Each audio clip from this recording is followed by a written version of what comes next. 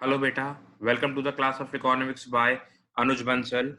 This is the third class for the chapter and unit money and banking. बेटा ये जो chapter है money and banking का ये एक यूनिट है बेसिकली दो चैप्टर्स हैं मनी एंड बैंकिंग और ये 6 नंबर की हमारी वेटेज के साथ आता है बोर्ड एग्जामिनेशन में। और बेटा इसकी आज हम तीसरी क्लास कर रहे हैं और संभवतः आज की क्लास में हमारा ये टॉपिक खत्म हो जाएगा। चलिए तो स्टार्ट करते हैं और देखिए जो टॉपिक आज हम करने वाले हैं बेटा ये बहुत इंपॉर्टेंट टॉपिक है। देखिए दो तरीके के सवाल मेजरली पूछे जाते हैं इस कॉन्सेप्ट से। पहला सेंट्रल बैंक के फंक्शंस जो हम पहले कवर कर चुके हैं उनमें से एक सवाल आता है। दूसरा जो मोस्ट इंपॉर्टेंट क्वेश्चन बनता है इस चैप्टर से वो अब हम करने वाले हैं। और तीसरा भी क्वेश्चन जो इस चैप्टर में से बहुत बार पूछा जाता है वो भी आज की क्लास के अंत तक हम कवर करेंगे। तो बेटा इस हिसाब से देखा जाए तो आज की इस क्लास में लगभग हम लोग दो क्वेश्चंस करने वाले हैं जिनमें से 33% चांसेस हैं कि एक क्वेश्चन आएगा ही आएगा। 33.33% चांसेस हैं बोर्ड एग्जामिनेशन में 3 से 4 नंबर का क्वेश्चन आने के। ठीक है बेटा, तो इसीलिए बहुत इंपॉर्टेंट क्लास है ये, बहुत ध्यान से पढ़ेंगे और समझेंगे बातों। चलिए सर सवाल समझते हैं कि क्या आता है और क्या टॉपिक है। टॉपिक है credit creation by commercial bank. ठीक है बेटा, credit creation by commercial bank का जो टॉपिक है ये टॉपिक डायरेक्टली आता है, मतलब कि डायरेक्ट सवाल पूछा जाता है कि explain the credit creation process of the commercial bank. Commercial bank का क्रेडिट क्रिएशन प्रोसेस डायरेक्टली। कई बार इसको वो कहता है कि explain with the help of an numerical example और कई बार वो कहता है इसको कि सिर्फ आप इसे एक्सप्लेन कर दे थ्योरेटिकली। तो समझेंगे क्या है ये क्रेडिट क्रिएशन प्रोसेस। देखो बेटा पहले समझ लो credit creation by commercial bank का मतलब। Credit creation by commercial bank का मतलब है कि कैसे कमर्शियल बैंक आपको और मुझे लोन देता है, कैसे प्रोसेस करता है सारी चीजों को, कैसे मतलब छोटी सी अमाउंट से कमर्शियल बैंक बहुत बड़ी अमाउंट बना सकता है, हम आज की क्लास में सीखेंगे। आप हैरान रहेंगे बेटा कि आपका जमा करा हुआ सेविंग अकाउंट में पैसा कैसे घूमकर पूरी इकोनॉमी में लोगों तक पहुंच जाता है और आपकी एक छोटी सी अमाउंट कैसे एक बहुत बड़ी अमाउंट में कन्वर्ट हो जाती है। मुद्दा ये है बेटा, देखिए जब आप जाते हैं बैंक में अपना पैसा जमा कराने तो बैंक उस पे आपको ब्याज देता है, इंटरेस्ट पे करता है। कहां से आता है वो इंटरेस्ट? बैंक के स्टाफ की सैलरी आती कहां से है? बैंक की बिल्डिंग के खर्चे चलते कैसे हैं? इन सब सवालों का जवाब है एक, सर बैंक के पास हर चीज के लिए पैसा लोन बांट कर आता है। बैंक लोन देता है, लोन पे ब्याज लेता है, उसी ब्याज से अपने स्टाफ की सैलरी देता है, उसी ब्याज से अपने खर्चे करता है, उसी ब्याज से हमें भी ब्याज पे कर देता है हमारी सेविंग्स पर। देखिए अगर आपके घर वालों ने कभी कोई लोन लिया है, बहुत सिंपल सा लोन जो लगभग हर व्यक्ति लेता है, हाउसिंग लोन बेटा, घर बनाने के लिए लोन, ये लोन बहुत कॉमन है और मतलब हर आदमी इसके बारे में जानता है। आप देखिए अगर आप एक सिंपल सा हाउसिंग लोन लेते हैं बेटा, सबसे सस्ता लोन होता है हाउसिंग लोन, क्योंकि सबसे कम ब्याज दर होती है इसकी, लेकर के 9-10% से 11-12-13% तक इसका ब्याज जाता है। ठीक है, अब समझो कि बैंक ने 10% आपसे हाउसिंग लोन पर ब्याज लिया और मुझे 4% मेरे डिपॉजिट पे किया। 6% बीच में जो डिफरेंस आया बेटा वो बैंक ने अपने खर्चों के लिए रखा। सर कुल 6% पे कैसे काम करता है बैंक? अब बेटा यही तो समझना है कि उस 6% पे ही कैसे काम करता है, क्योंकि आज की क्लास में आप ये जानेंगे कि वो केवल 6% नहीं है, वो बहुत बड़ी अमाउंट बन जाएगी। चलिए समझते हैं इस प्रोसेस को। इस प्रोसेस के एंड तक आपके सारे डाउट्स क्लियर हो जाएंगे। बहुत इंटरेस्टिंग कॉन्सेप्ट है बेटा, समझिएगा। चलिए सबसे पहले तो क्रेडिट क्रिएशन बाय बैंक का मतलब समझते हैं। देखिए, process of multiplying initial deposits of bank into a huge amount. मेरी बात यहीं से शुरू हुई थी कि बैंक आपकी एक छोटी सी अमाउंट को जो आप डिपॉजिट के रूप में देके आए हो ना, उसे कैसे बहुत बड़ी अमाउंट में कन्वर्ट करता है बेटा।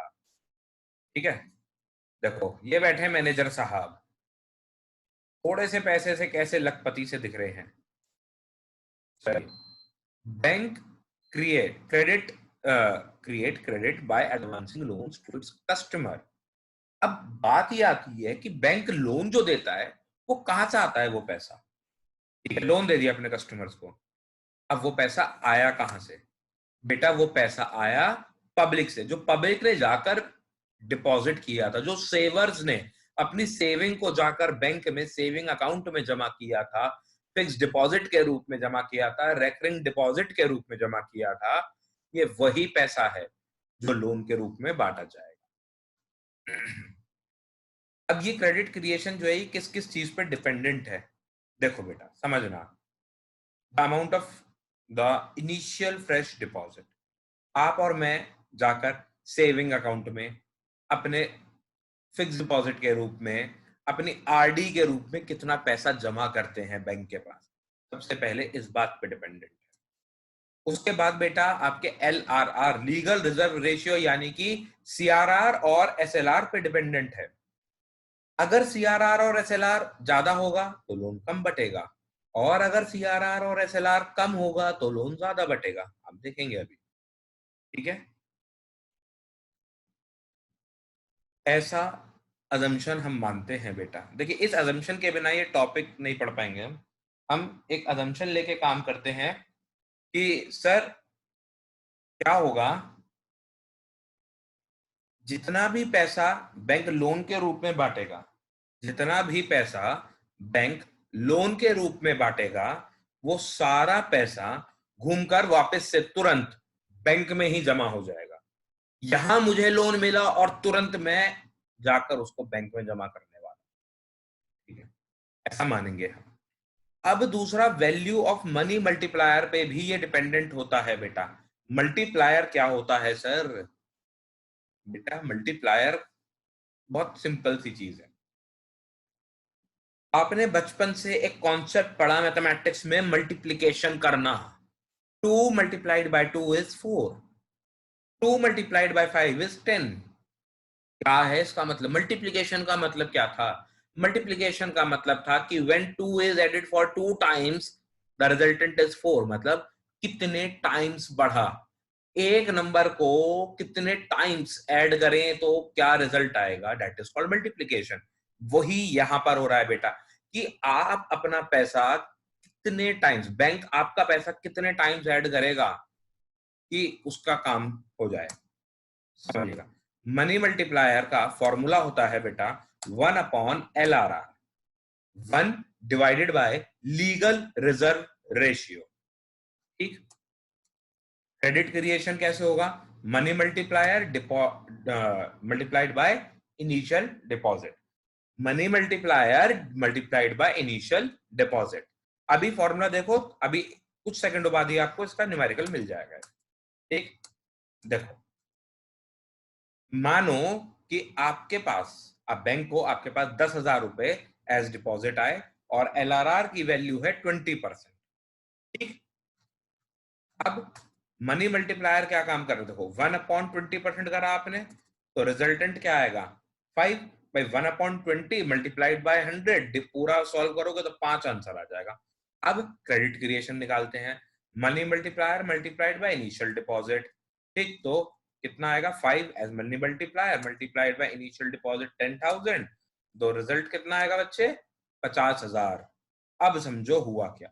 आपने बैंक में 10,000 रुपए जमा करे थे, आपने बैंक में 10,000 रुपए जमा करे थे, और बैंक ने उसको बना दिए 50,000 रुपए, लोन के रूप में बांटेगा वो 50,000 रुपए। ठीक, अगर LRR है 20%, अब समझो कैसे काम करता है। Commercial bank has to keep certain percentage of their deposit with the central bank, बेटा पढ़ा था, CRR के रूप में, प्लस कुछ SLR मेंटेन करना था उसे। तो टोटल डिपॉजिट कितना आया? मान लो 100%, कुछ भी। ठीक, अब एज्यूम कर रहे हैं हम कि LRR जो है वो 20% है, तो टोटल डिपॉजिट का क्या होगा, 80% बैंक के पास बचेगा लोन बांटने के लिए, और 20% बचेगा बैंक के पास, क्या करेगा वो 20% तो वो डिपॉजिट के रूप में रख देगा, CRR और SLR के रूप में। ठीक है, 80% लोन बांटने के लिए बचेगा और 20% तो RBI के नाम का अलग निकाल दिया। अब समझो एग्जाम्पल, पूरे प्रोसेस का एग्जाम्पल है बेटा, बहुत सिंपल एग्जाम्पल है, बस थोड़ा सा दिमाग को फोकस करना है इस एग्जाम्पल पे, सब कुछ क्लियर हो जाएगा। आरबीआई सॉरी SBI को 10,000 रुपए का डिपॉजिट आया, आपने और मैंने 10,000 रुपए किसी ने भी जमा करे। अब इसका नाम होगा बेटा प्राइमरी डिपॉजिट। ठीक है, SBI कीप्स इसमें से 20%, अभी पीछे था ना 20% अपने LRR मांगा था as reserve, advance the balance of 8,000, 80% जो बचा था वो किसी भी कस्टमर मिस्टर एक्स को लोन के रूप में दे दिया। अब मिस्टर एक्स को जो 8,000 रुपए मिले थे, मिस्टर एक्स ने उसको डिपॉजिट कर दिया PNB में। SBI से लोन लेके आया था, PNB में जमा करा बेटा, तो PNB के लिए क्या बना ये 8,000 रुपए प्राइमरी डिपॉजिट, क्योंकि अब PNB के कस्टमर ने अपने अकाउंट में आगे से जमा कर दिया। PNB को नहीं पता है पैसा उसके पास कहां से आया, पर PNB को तो ये पता है मेरे पास 8,000 रुपए का डिपॉजिट आया। ठीक, अब PNB क्या करेगा, इस 8,000 का 20% फिर से कहां देगा, एज अ रिजर्व, क्योंकि भाई बैंक के ऊपर एक रूल लगेगा कि साहब आपके पास डिपॉजिट आया है ना, तो आप उस डिपॉजिट का जो भी डिफाइंड परसेंटेज है उस परसेंटेज को निकाल के अलग रख दो। तो 1,600 रुपए उसने निकाले, अब उसके पास बचे 6,400 रुपए, 6,400 रुपीज। अब ये 6,400 रुपीज का PNB क्या करेगा, PNB इसको वाई को दे देगा। ठीक है, अब वाई क्या करेगा, वाई जाएगा और ये पैसा अपने बैंक HDFC में जमा कर देगा। अब ना एक सवाल आपके दिमाग में आ रहा है, और सवाल ये आ रहा है कि अगर एक्स अपना पैसा मांगने आ गया तो क्या करेगा PNB, तो बेटा उसका जवाब इस कॉन्सेप्ट के एंड में मैं अब इस एग्जांपल के एंड में देता हूं। अब यहां पर क्या होगा, ये 6,400 रुपए जो HDFC बैंक को मिले, ये क्या मिला, डिपॉजिट आया। भाई जैसे एक्स ने SBI से लोन लिया था और PNB में जमा करा, तो PNB के लिए डिपॉजिट था। PNB ने वाई को लोन दिया और वाई ने HDFC में डिपॉजिट कर दिया, तो अब ये HDFC के लिए डिपॉजिट बन गया। अब डिपॉजिट का फिर से 20% निकालेगा, ठीक है, यानी कि 1,280 रुपए, और बचा हुआ 5,120 लोन के रूप में बांट देगा। ठीक है, अब इसको एक साथ देख लो क्या हो रहा है। देखो, सबसे पहले 10,000 का SBI को डिपॉजिट आया, SBI ने क्या करा, इसको डिपॉजिट को दो पार्ट में डिवाइड करा, एक LRR का और एक क्रेडिट क्रिएशन का।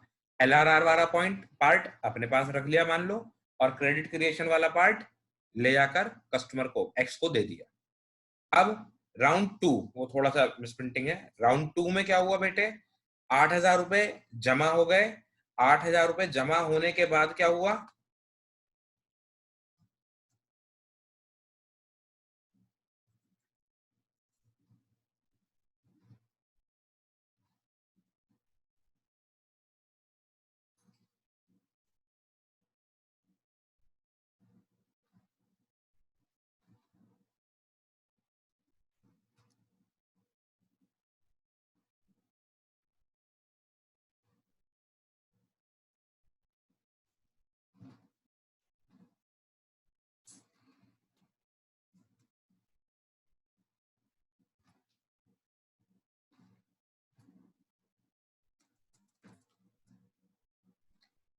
हाँ जी, 8,000 रुपए अब जो SBI से एक्स ने राउंड 1 में लोन लिया था, वो 8,000 रुपए PNB में जमा हुए। PNB ने फिर से दो पार्ट करे, 1,600 और 6,400। 1,600 अपने पास रखा, 6,400 वाई को लोन दे दिया। अब जो राउंड 2 में वाई को लोन मिला था, वो उसने आके HDFC में 6,400 जमा करा, उसने 6,400 का फिर से दो पार्ट किया, और उस 6,400 रुपए को बेटे क्या करा उसने, 1,280 अपने पास रखे 5,120 का डिपॉजिट कर दिया, वो लोन बांट दिया। अब समझो, इस तरीके से क्या हुआ है, ये जो प्राइमरी डिपॉजिट है ना बेटा, ये इकट्ठा हो रहा है। कितना इकट्ठा हो गया? 50,000। उसमें से देखो लीगल रिजर्व रेशियो कितना निकल गया? 10,000। और क्रेडिट क्रिएशन कितना हो गया? 40,000। सर बात समझ नहीं आई। बेटा समझो, अब हमने क्या करा था, हमने पढ़ा था कि LRR 20% है, ठीक है। LRR 20% था हमारा, तो यानी कि हम इसे इक्वल्स टू 5 भी कह सकते हैं कि क्या है ये 5, मनी मल्टीप्लायर,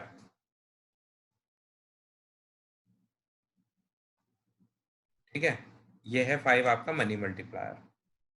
तो हमने पढ़ा था कि 10,000 रुपए जो हैं वो क्या हो जाएंगे? 10,000 मल्टीप्लाइड बाय 5 जब होंगे तो रिजल्ट आएगा आपका 50,000। यानी कि आपके 10,000 रुपए कन्वर्ट हो जाएंगे 50,000 रुपए में। बेटा ये बात हमने पढ़ी थी इससे पहले। जी सर पढ़ी थी। अब क्या हो रहा है बेटे, अभी ना देखो, अब इस 50,000 के दो पार्ट हो रहे हैं। समझो कैसे। 50,000 का 20% निकालो जरा, कितना होगा? 10,000। तो देखो 10,000 चला गया किसमें? LRR में। डिपॉजिट का कितना जाना था? 20%। बचे का क्या होना था? लोन बटेगा। तो कितना लोन बट गया? 40,000 का। आई कुछ बात समझ में? ठीक है, चलिए।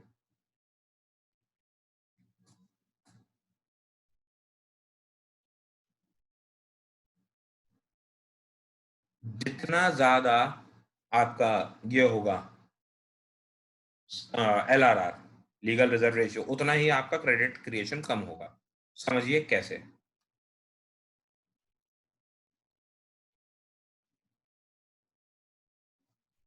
टेक LRR इक्वल्स टू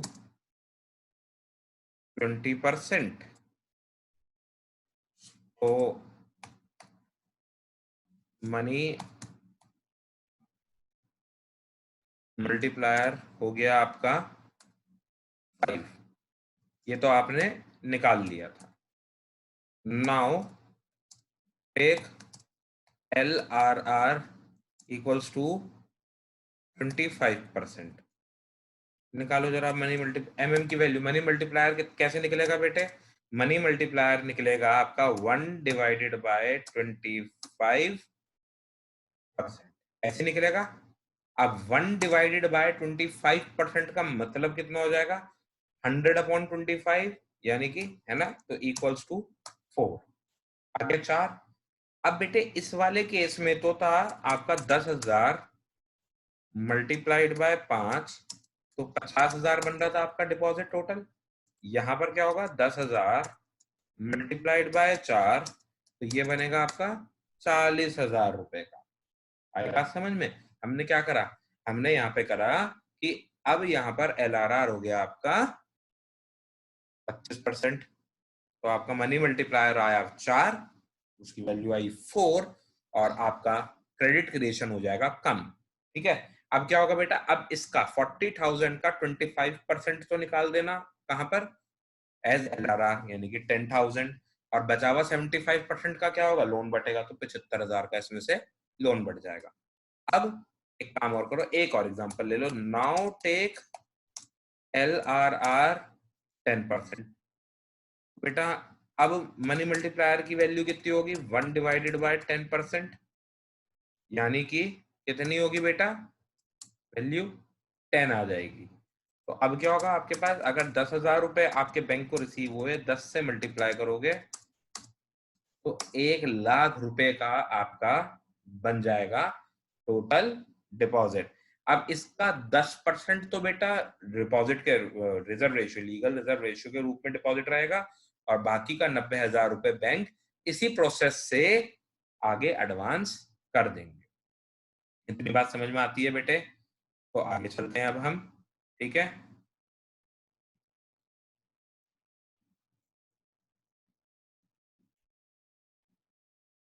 अब बेटे आखिरी टॉपिक आता है।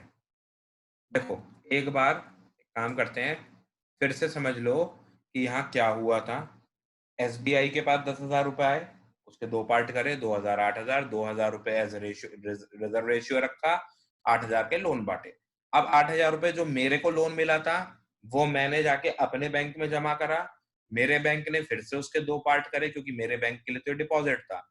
जब मेरे बैंक ने इसके दो पार्ट करे तो 1,600 रुपए जो पहला पार्ट था वो अपने पास रिजर्व रेशियो रखा, बचे हुए 6,400 रुपीज आपको लोन में दे दिए।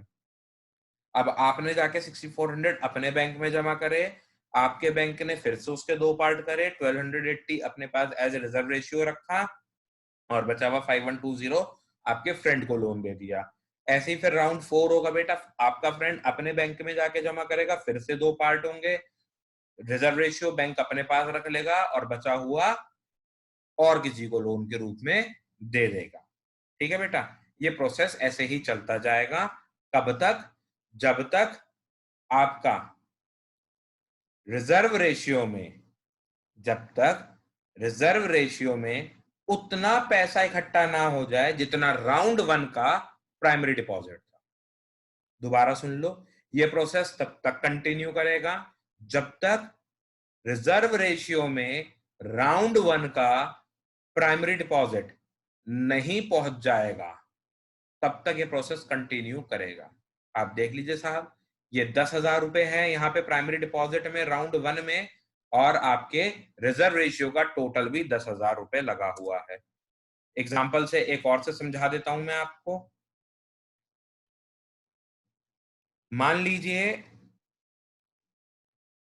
राउंड 1 का प्राइमरी डिपॉजिट आया 1,00,000, ठीक है, और LRR है 10%।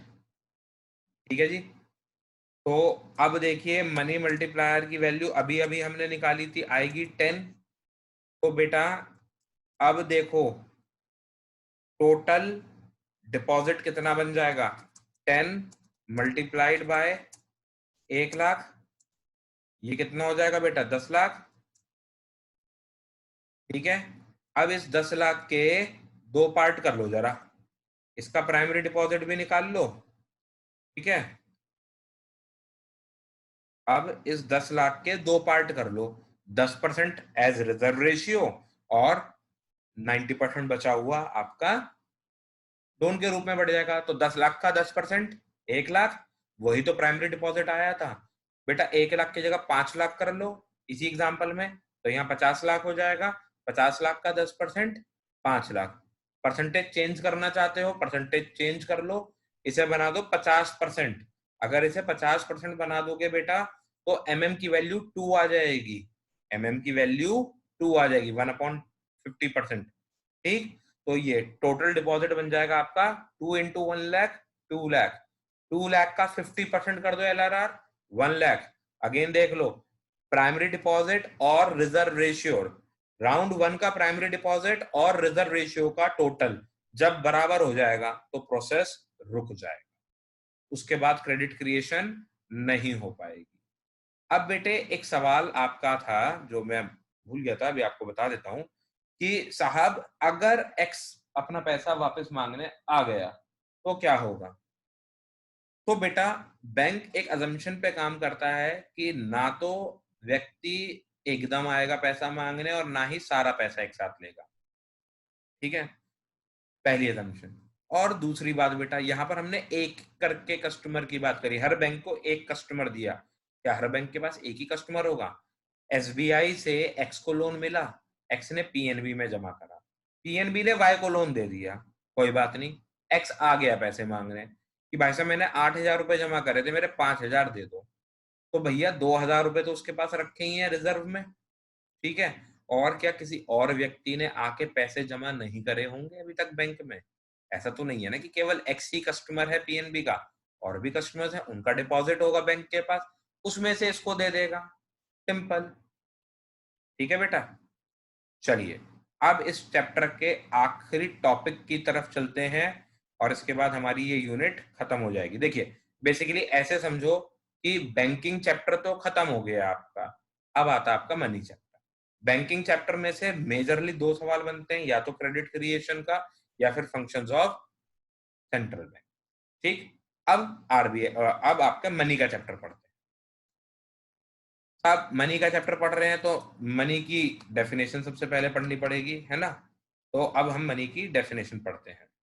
What is money? कोई भी चीज, anything that is generally accepted as a means of या medium of exchange of goods and services is known as money. साहब मैंने गुड्स एंड सर्विसेज कुछ भी ली है, उसके बदले में जो भी पे कर रहा हूं, उसके बदले में जो भी पे कर रहा हूं वो मेरे लिए मनी है। सीधी सी बात है, ठीक है। Money supply, most important topic of this chapter.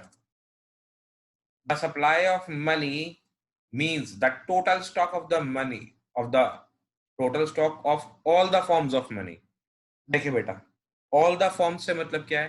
Paper money आपके पास है, कॉइन मनी आपके पास है, प्लस प्लस यहां पर आता है डिमांड डिपॉजिट। जो पैसा बेटा मैंने अपना सेविंग बैंक में जमा कर रखा, जो पैसा मेरा बैंक में एज डिमांड डिपॉजिट जमा है ना, वो भी मेरा मनी सप्लाई में काउंट होता है। ये पैसा भी इकोनॉमी में ही है। मनी सप्लाई का बेसिकली मतलब है कि इकोनॉमी में कितना पैसा सर्कुलेट हो रहा है, कितना पैसा व्यापार में घूम रहा है, इकोनॉमी में घूम रहा है। तो जो पेपर के नोट्स हैं वो सब इकोनॉमी में घूम रहे हैं, कॉइन्स भी घूम रहे हैं, प्लस डिमांड डिपॉजिट्स भी घूम रहे हैं बेटा, क्योंकि जब चाहूंगा तब जाके बैंक से पैसा निकाल के ले आऊंगा और अपना काम कर लूंगा। ठीक, which is held by the public at any point of time। ठीक है, that is known as money supply। Money supply को मेजर करने के चार कॉन्सेप्ट हैं, M1, M2, M3, M4। जिसमें से बेटा M2, M3, M4 is not there in your course, लेकिन मैं इसकी आपको एक ब्रीफ नॉलेज दे देता हूं। M1 आपके कोर्स में है और सबसे अच्छा कॉन्सेप्ट भी M1 ही है बेटा। ठीक है, पहले हम M2, M3, M4 पढ़ेंगे, लास्ट में M1 पढ़ेंगे। M2 का मतलब होता है बेटा M1 में जो भी हम पढ़ेंगे plus savings of the people with post office. बेटा आपके जो ग्रैंड पेरेंट्स हैं उन लोगों ने बहुत इसको यूज किया होगा। पोस्ट ऑफिस में, डाक खाने में बेटा अपना अकाउंट खोला करते थे पहले लोग और वहां जमा करते थे। वहां पे थोड़ा सा क्या होता था, ब्याज ज्यादा मिल जाया करता था। तो बेटा अगर किसी का डाक घर में, पोस्ट ऑफिस में भी अकाउंट खुला हुआ है तो उस पैसे को भी हम मानते हैं इकोनॉमी में सर्कुलेट हो रहा है। लेकिन कब? अगर आप मेजरमेंट टू M2 मेथड से कैलकुलेशंस करते हो। M3 में क्या है? M1 जो हम पढ़ेंगे plus net time deposits with the commercial banks. ठीक है, कमर्शियल बैंक्स के पास जितने भी टाइम डिपॉजिट्स है, मतलब टाइम स्पेसिफाइड है, आज जैसे आपका FD RD ये सब टाइम डिपॉजिट्स हो जाएंगे, जिनका एक समय निर्धारित होता है कि इतने समय के बाद ही हमें ये पैसा देना है। M4 इज M3 अभी, मतलब M1 plus net time deposits plus savings with the post office. ठीक है, savings with the post office का मतलब यहां पर हम बात कर रहे हैं M1, M2 और M3 तीनों की। ठीक है, M1 plus 2 plus 3 is M4। लेकिन M4 में क्या ध्यान रखना है कि सेविंग्स विद पोस्ट ऑफिस में अदर देन NSC होता है बेटा। सेविंग अकाउंट और NSC दो चीज होते हैं वहां पर। एक तो अकाउंट होता है कि आप गए और आपने पैसा जमा करा दिया, दूसरा होता है बेटा कि आप गए और वहां पर आपने इन्वेस्टमेंट कर दी, नेशनल सेविंग सर्टिफिकेट खरीद लिया। ठीक है, तो यहां पर अगर नेशनल सेविंग सर्टिफिकेट खरीदा है तो उसे इंक्लूड नहीं करेंगे। चलिए, अब जो आपके कोर्स में है उसे भी देख लीजिए। M1 C plus DD plus OD। देखिए साहब, ये चीज ना एग्जामिनर प्रैक्टिकल एग्जाम में भी आपसे पूछ सकता है कि साहब M1 मेजरमेंट में जो C plus DD plus OD है उनको बता दो कि C क्या है, DD क्या है, OD क्या है। बहुत फ्रिक्वेंट पूछे जाने वाला सवाल। C का मतलब सर करेंसी होता है, करेंसी का मतलब सर दोनों होता है, कॉइन भी और पेपर नोट्स भी। अब सर DD का मतलब होता है demand deposit. Deposit of the people held by the bank can be withdrawn by checks are known as demand deposit। कि जब चाहूं तब जाकर बैंक से ला सकता हूं। यहाँ पर विड्रॉन बाय चेक लिखा है, तो बेटा एटीएम भी एक तरीके का चेक है आपके लिए, कि आपने एटीएम पे जाकर भी पैसा निकाला तो भी वो डिमांड डिपॉजिट है। चेक से मतलब ये मत समझिएगा कि चेक पे साइन कर कर लेके जाएंगे और निकाल के लाएंगे तो ही डिमांड डिपॉजिट बनेगा। अब बात आती है ओडी की बेटा। OD is other deposits. Other deposits बेटा आरबीआई के पास होते हैं। किसके होते हैं? फाइनेंशियल इंस्टीट्यूशंस के होते हैं बेटा। कैसे फाइनेंशियल इंस्टीट्यूशंस? जैसे कि industrial bank of India, international monetary fund, world bank, इस तरीके के लोगों के जो मतलब जो संस्थाएं हैं, उनके जो डिपॉजिट्स हैं आरबीआई के पास, उन्हें भी हम मानते हैं कि ये हमारी इकोनॉमी में मनी सप्लाई में पार्ट लेते हैं। ठीक। अब बेटा आखिरी चीज देख लो, एक चीज ये आपके अगेन प्रैक्टिकल एग्जाम के लिए है कि M1 कॉन्सेप्ट जो है ये मोस्ट लिक्विड होता है और नैरो कॉन्सेप्ट होता है। मतलब इसके अंदर सबसे ज्यादा लिक्विडिटी पाई जाती है, इसके अंदर सबसे ज्यादा कैश पाया जाता है। ठीक है। और नैरो कॉन्सेप्ट है। M4 लीस्ट लिक्विड है, इसके अंदर लिक्विडिटी लाने में टाइम लगता है, कभी पोस्ट ऑफिस जाना पड़ेगा। इसमें टाइम डिपॉजिट्स भी इंक्लूड किए गए हैं जिनका एक समय निर्धारित होता है कि कितने समय के बाद जाकर आपको पैसा मिलेगा। ठीक है। और ये सबसे ज्यादा ब्रॉड कॉन्सेप्ट। ठीक बेटा, आज की क्लास में हमने क्रेडिट क्रिएशन के बारे में पढ़ा, कैसे बैंक पैसे से पैसा बनाता है। आपका पैसा आपने डिपॉजिट किया और दूसरे को दिया, उस पर कुछ पैसा रिजर्व रेशियो के रूप में रखा, फिर उसने उस पैसे को बैंक में जमा करा, फिर उस पर रिजर्व रेशियो गया और फिर वो दूसरे को लोन के रूप में बटा। यहाँ पर सबसे अहम भूमिका निभाई किसने? एलआरआर ने। एलआरआर का क्या है? जितना ज्यादा एलआरआर उतना कम क्रेडिट क्रिएशन, जितना कम एलआरआर उतना ज्यादा क्रेडिट क्रिएशन। हमने एग्जाम्पल के माध्यम से पढ़ा था बेटे। उसके बाद हमने एक चीज समझने के लिए याद करी कि क्रेडिट क्रिएशन का प्रोसेस के राउंड्स कब तक चलेंगे? जब तक कि रिजर्व रेशियो का टोटल आपके बराबर ना हो। किसके? राउंड वन के प्राइमरी डिपॉजिट के बराबर जब तक नहीं होगा रिजर्व रेशियो का टोटल, तब तक राउंड्स चलते रहेंगे। ठीक बेटा।